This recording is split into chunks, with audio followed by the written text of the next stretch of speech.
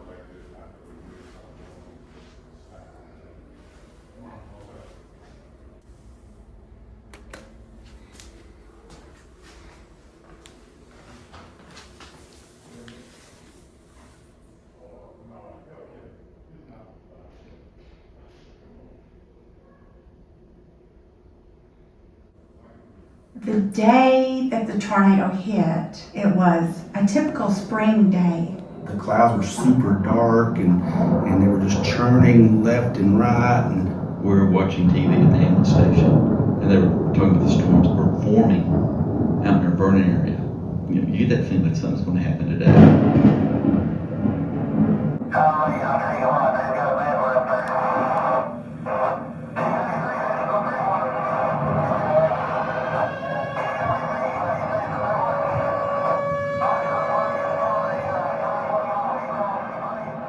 Of course, the tornado sirens were going off, but we just took things for granted because the tornado sirens were just a common occurrence back then. I remember we were watching the news and they broke in 6 o'clock and said, okay, we've had a tornado touchdown at the stadium. And if you haven't taken cover yet, please take cover.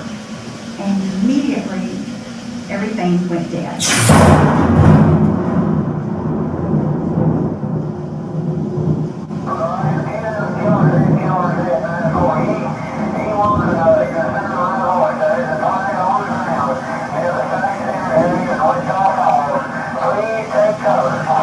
As I'm almost to the cellar, I looked to the south of us where I could see this huge black cloud. It was the whole horizon. And all of a sudden I see houses going up in that black cloud. When we turned on Cobb Hill, we realized it was a tornado. And it was huge and it was just tearing up my neighborhood.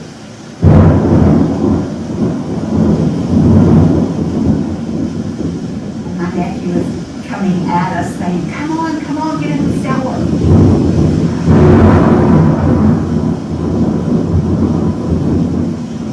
And as they were holding on to that cellar door, the wind just started pulling that door up. Bam, bam. And they pulled it on as high as they could.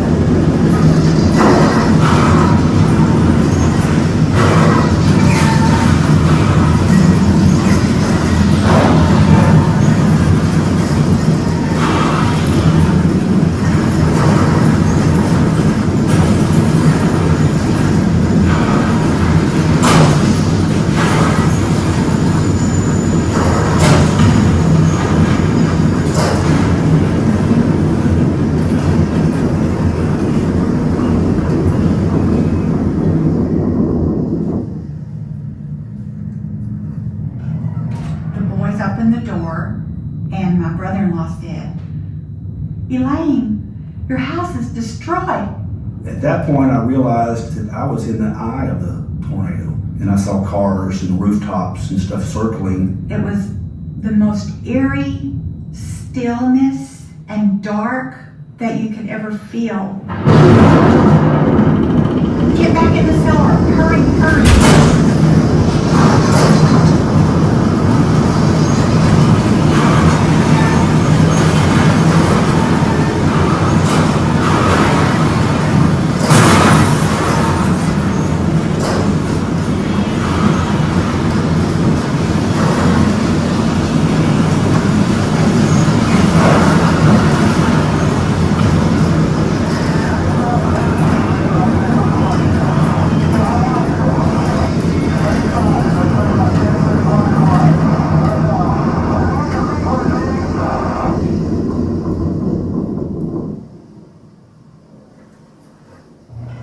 after it got over, we were looking, and about that time it was tearing up French Quarter apartments, you know, and that's something I'll never forget. Man, I wonder how many people were there. This was damage from one end of town to the other.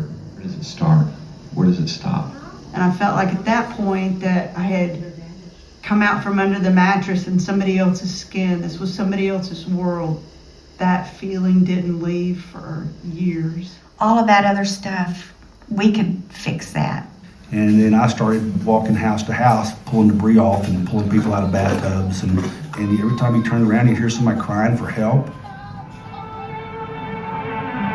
This is James Bond at the United Supermarket Nearest Liner again. Site Center Mall is severely damaged. They're laying out in the field. Undoubtedly, there must be some people in these vehicles that have not been out.